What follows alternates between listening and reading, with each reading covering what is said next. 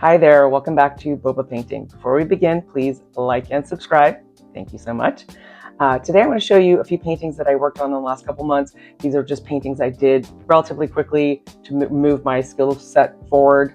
They're not paintings that I've thought about or planned for the way quite a few of my paintings are. As I've mentioned before, I travel with paint supplies because I hate being bored.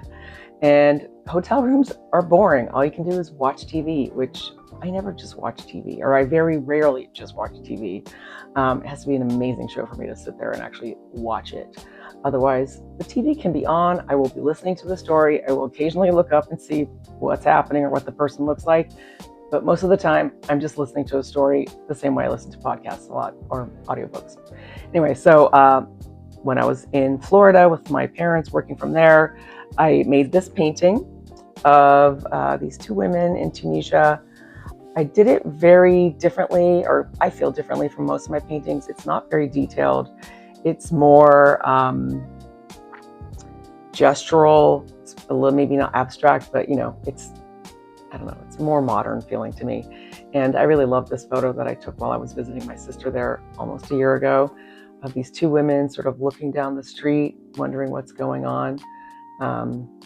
Anyway, I enjoyed doing that one, and I did it in the hotel room, and it is acrylic on gesso board, which I do enjoy painting on, especially with acrylic. And I always bring flat paintings or flat surfaces when I travel because they fit in your suitcase really easily. The second painting is one I call Blazing. I think you can tell why. It's a blazing sky. It was a photo I took years ago.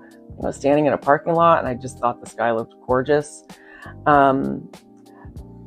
I like this painting from afar. Up close, I feel like the sky is not perfect, but I learned a lot doing this. And I was happy with how my trees turned out, especially this little tiny palm tree. It gives you a sense of scale when you see the palm tree, how vast the sky is. And again, this is acrylic on gesso board, and I did this one while I was in South Carolina. A third one I did a couple Sundays ago. I just wasn't in the mood to work on any of my current paintings, and my instructor, Martina, has a great library of photos, and she shared this one with us, and I did it. I'm calling this one Riveted. Riveted by her stare. Anyway, I thought it was cool. It's not really my style of subject matter, but I enjoyed learning how to do these sort of skin tones, etc., and it was an enjoyable thing to work on. And then last of all, I'm going to show you darn peonies, because they still torture me. I have worked on them a little bit more. I think, improved this shadow a little bit over here, and I've made this one a little more grayish, this one a little more purplish, this one is a little bit more warm toned, got a little bit of yellow here. Not that you guys can really see it, but those changes for me made the piece have more depth. I think you can see the old ones that I had before, and they just felt flat. And honestly, it's because the photograph I used was very flat.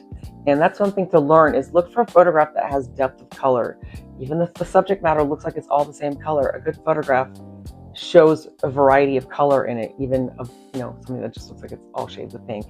There should be warm tones and cool tones of the pink, not just pink and white, which makes the image look very boring when you're done.